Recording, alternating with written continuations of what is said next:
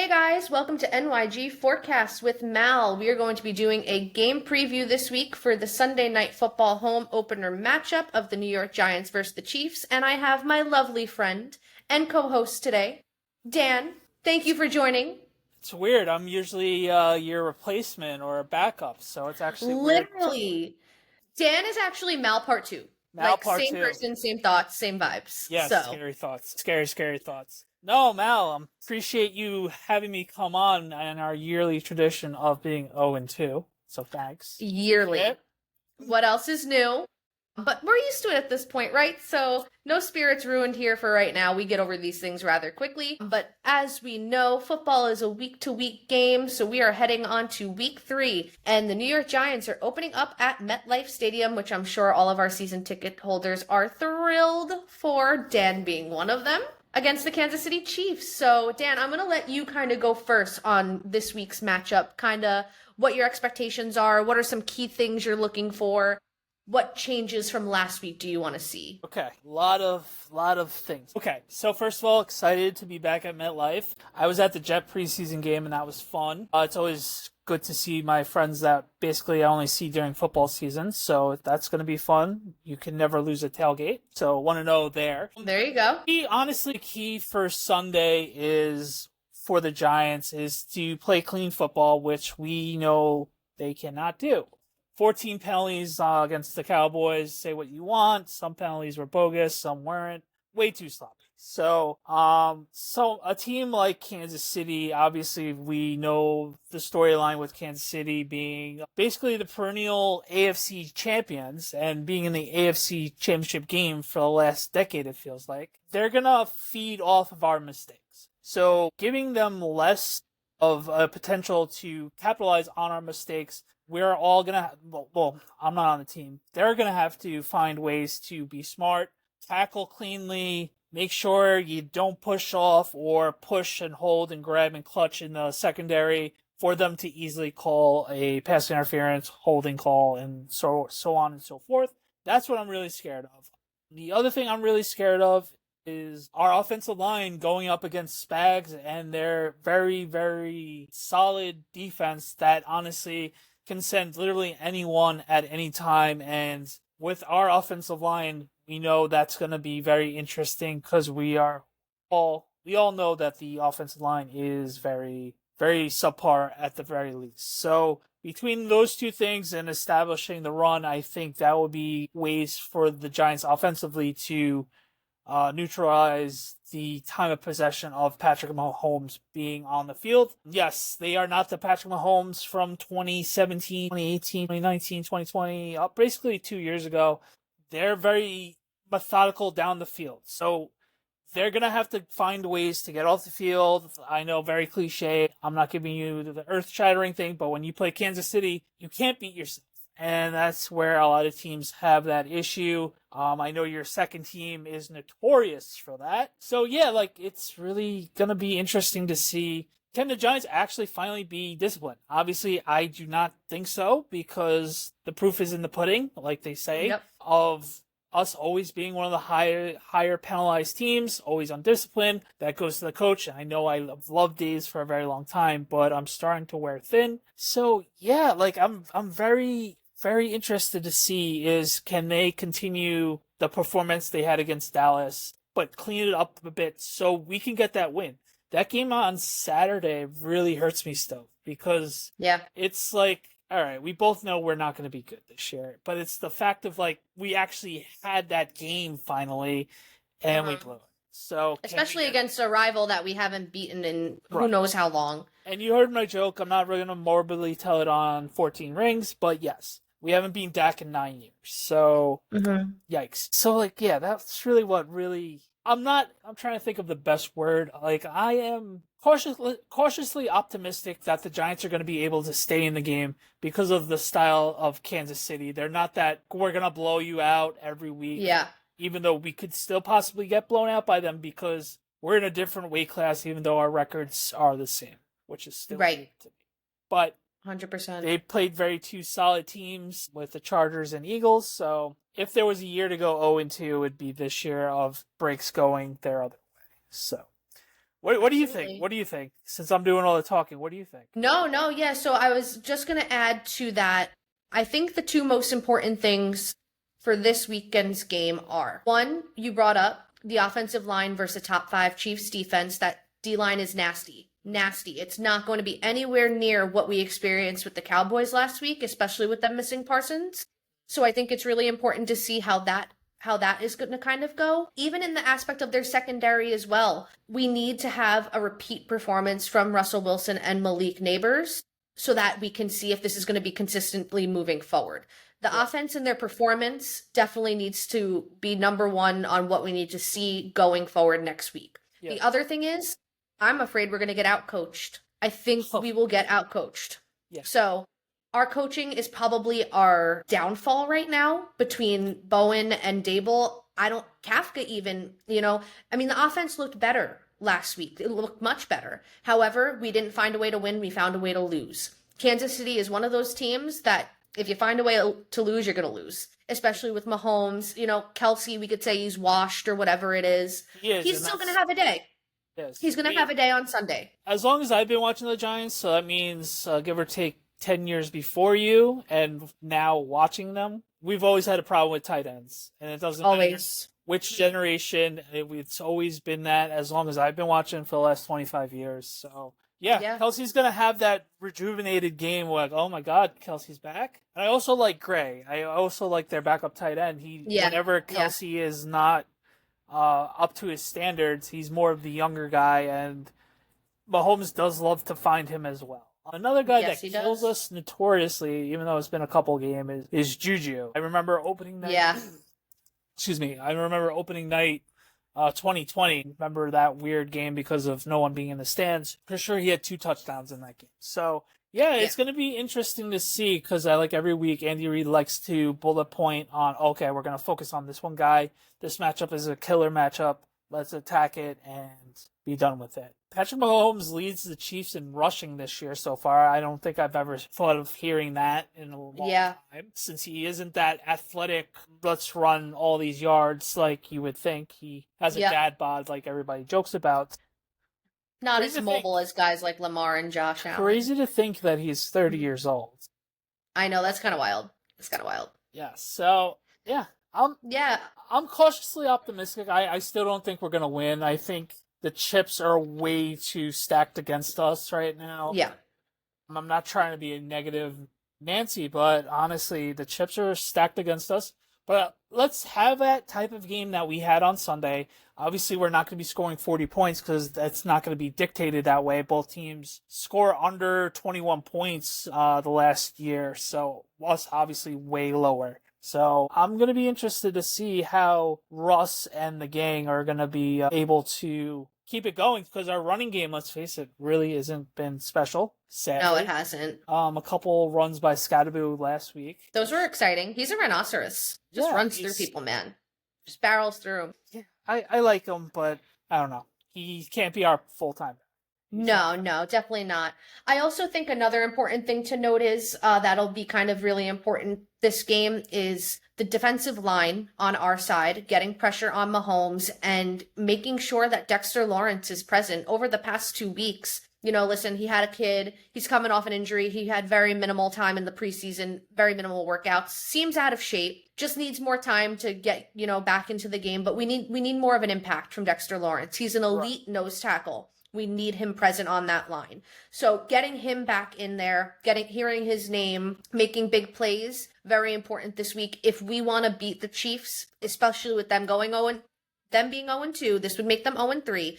I don't think that's ever happened to Patrick Mahomes. I think this is like one of the first times. Oh, no. Let's face it. They'd never had a 3-game losing streak. So no, and that's including the Super Bowl, so they're already on one. Yes. So if you think about it, everything in terms of officiating, in terms of vibes, in terms of Taylor coming to MetLife is really all stacked against us. Correct. We need our big players, our elite players, our leaders to show out, play their best on Sunday night, and give the season ticket holders a win that they need, that we all desperately need. Spending money on this team, and you've probably heard me preach it before, Dan, like I preach this every week on 14 Rings. You just put out this product on the field and expect the fans to stay invested. All we do is fight with each other. All we do is fight with beat reporters. All we do is fight with players.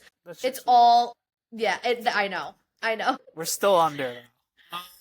I'm still under. But yeah, no, it's all important. We need a complete game on Sunday night. Yeah, and let's just say how awesome our D-line is and our pass rush is. It's just, we haven't seen anything like this since the Super Bowl runs and a couple years between and after that. It's just every play, one of those three guys is going to be in the quarterback's face, and then Dex hasn't even been his self yet. He's still been playing fine, but not his Dexter self. Right. Sunday would be a great day with that. We know their offense line has been improved, but every time Mahomes has been not his Mahomey self is because the pressure up front is getting to him or his tackle is hurt, which is fine. But he has a young tackle, so the way Burns is playing, the way Kayvon's been playing, and then of course Abdul Carter, it's awesome. Like Burns has been an animal. Kayvon's finally playing to that top 5 pick where it's like, if I don't play up to my standards, I'll be on the team next year, but I'm not getting that big payday either with the Giants or not. Regardless, that's not happening. So I think especially with what these edges are making nowadays. Right. Life-changing money, granted. Yeah, no, honestly, like I think the light finally popped on, like, holy crap, this is it. In not the actual terms, but in like financially, like this is going to dictate everything.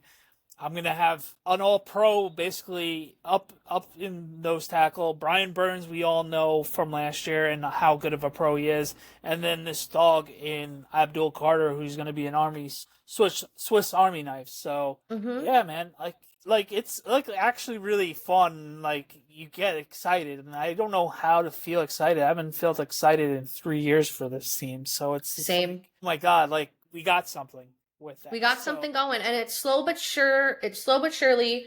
You know, we've been going through it for so many years now. The rest of the defense sucks, so unfortunately. Yeah. The linebackers are very slow and obviously very banged up. And the secondary, let's face it, we paid a lot of money this offseason with Adebo and Holland, but Newman hasn't really shown much.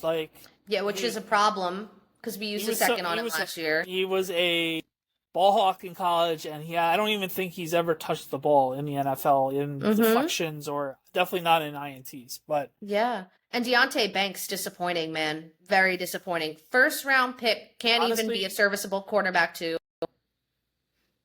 He's lucky that Jalen Hyatt and Evan Neal are on the team. To soften the blow, it's like, oh, okay, what another disappointment. But at least he's getting on the field type of situation. They're still doing the rotation too. So I tweeted this the other day. Dable needs to pick a CB2, and listen, I'm not high on either Flott or Deonte Banks. But if I'm going to pick one, it's going to be Flott. He's at least shown me more than Banks has. To this moment, I agree. But I mean, not in much. General, but in general. Yeah, just there. Like, Banks. It's like, this is the line, and this is Flott, and this is Banks. Like, it's like right here. The thing with Banks that really, like, upsets me, not really an upset, it's frustrating. Because I obviously still hope he's good. He acts like a first-round pick, like, in his mentality and just the vibe of him. But unfortunately, he's barely making it on the field, and when he makes plays on the field, isn't like, oh my God, like, thank you for being a shutdown corner. Unfortunately, he hasn't been that. He's had flicker of moments his rookie year because we drafted towards someone's style instead of a guy being actually good all-around player, but that's another day and time. So. No, absolutely. But so sus secondary, I mean, I guess it's gonna very sus. We'll see if Worthy is good to go. I know he was limited in practice. Right, but I saw a tweet that it's looking upward. Upward for him? Yeah. He's quick, so our corners are gonna have to kind of get ready for that. Yeah, he's a guy that you'd try in Rocky. You try to chase the check in to get a speed and agility for. Yeah. No, absolutely. Pressure on Mahomes, very important. Containing Kelsey. Any other thoughts? Do you think Andrew Thomas is gonna actually suit up and play? I don't know, but if he doesn't, Marcus Bowe needs to be there. Get Hudson off my team. I'm almost positive we'll be okay. All right, perfect. Get Hudson off my team, But bro. Get him off my football team. we never saw anything like that. 4 penalties, No. 1 drive. And then getting mad because he was awful. Well, don't we all do that? Yeah, that's fair. I'd probably rage out too. Unfortunately, we're not our levels of raging out because of our performance at work isn't up to snuff on levels of like, anxiety. But True. yeah, I hope Andrew Thomas plays, but I'm kind of nervous at the same time because he's obviously rusty as hell. So. Right. No, I don't want him out there unless he's fully ready, game ready, good to go. That's just the Giants' luck. The guy's finally an all-pro. He's been good his first 3 or 4 years, and then the second we pay him, unfortunate injuries. Yep. Unfortunately, we could have handled the one opening night against the Cowboys, but that's just the Giants for you. But hopefully he comes back, because if even at 80-70%, he's still better than what we've got. Absolutely. So obviously, Andrew Thomas, half healthy, is like 100% healthy for some of the guys on that line, man. So sadly, yeah. So I hate being boring tonight with the game plan, but honestly, when you're playing a team that no one respects you, even though you have the same record, it's a different 0-2. Yeah. The cliche of everything on that Kansas City Chief team, it's just like you just got to be smart and follow your keys in those situations, because they're gonna take them and make you look really stupid. And yeah, finding a way to limit it, all that, and finding ways to find positive into any sort of game plan, honestly, on how inept we are, other than last week, it's going to be a scary night. But no, absolutely. And I the think that explosion this isn't is there the for game. their offense as well. So I Yeah. think an old school find a way to kill the clock, which we did Saturday. That's a Sunday. That's the annoying thing about that. Yep. We dominated the time of possession. That's why we were in it. And then like that. Yep. And it happens like that, man. It happens like that. But I think truly the most important thing for the Giants this weekend is that this is the game on Sunday Night Football, world watching. You want respect, earn it. If you win this one, you could really truly turn the vibe of the season around. That's really simply it. If we win Sunday night, I don't even know how I'm going to react, because the way I reacted when Neighbors threw that touchdown. I know. When Neighbors threw the touchdown, I knew there was a lot of time left, because Aubrey is a machine. He makes your old guy look like nothing. I had like a teardrop, like just wanting to come out, like right here in the cheek, but it didn't come out. It was just like, oh my God, we might be Dallas. Oh my God, this is awesome. Like, oh my God, I had my sons and my wife just chilling, and it's just like, oh my God. Nicole knows the streak as well, that we haven't been Dallas in ages, and it was just, oh my God, oh my God, oh my God. And then, so, yeah. Typical Giants, that's what we deal with all the time, but we're still here. We're still here. And always our vibes will be good, because in the end, we're not on the team. But every Monday is a little bit better when we do win a game. Yeah, no. Can we just win a game? Just one game? Yeah, I would love to win. And then the Chargers have been playing really well, but they're not world beaters just yet. So I'm not saying they're going to win, but we just need the good product on the field where we're like, okay, they'll probably lose, or they might lose, but they're going to like get us excited enough to like be watchable. Yes. And that's how sad our franchise is right now, that we're just asking for watchable. So, just watchable. That's all I'm asking. At least it was more watchable last week, but I would like to pull out a win this time. Yeah. Week 1, it was the tale of 2 weeks. Week 1 was why the heck am I watching this game? I'm wasting 3 hours. Even though it's a 1-score game, it doesn't feel like a 1-score game. And then last week was oh my God, this is awesome, even though they're slow with a lot of penalties, but this is so fast-paced. This is crazy. Yeah. I'm on a sugar rush. Oh my God, this is great. Back and forth. Neighbors with the ping pong touchdowns. Yeah. So I just hope that this weekend we can work out whatever kinks and just pull out a W. I'm with you. with you. Thanks for having me on, as always. I love you No, guys. thank you for coming. We love you. You are Whenever you literally a guys part of us. say that, whenever you guys say we need you or Dan, can you cover for me? Yes, I appreciate you guys always thinking of me. So. Absolutely. We Let's love go having you Giants. on here. Let's go Yes, Giants. let's We'll go get it win. Giants. And Dan, before we finish up here, just let everybody know where they can follow you again. Sure, just follow me on Twitter at DBHan. I'm still working. I'm not gonna lie. I'm actually enjoying not doing much and just actually watching the game. But I've been doing things here and there. Nothing worth of like me really advertising just yet. But follow me on X at DBHan. So yeah, check me out there. I really appreciate it, as always. Absolutely. And thank you so much again for coming on, Dan. This is NYG Forecast with Mal and Dan today. And make sure that you follow us at 14 Rings and NFC East podcasts. We record weekly. So every episode will be available on Wednesday morning. So make sure you guys like and subscribe to us on our socials and YouTube. And make sure you give Dan a follow. Everybody have a good night and go Giants. Thanks, guys. Have a good one.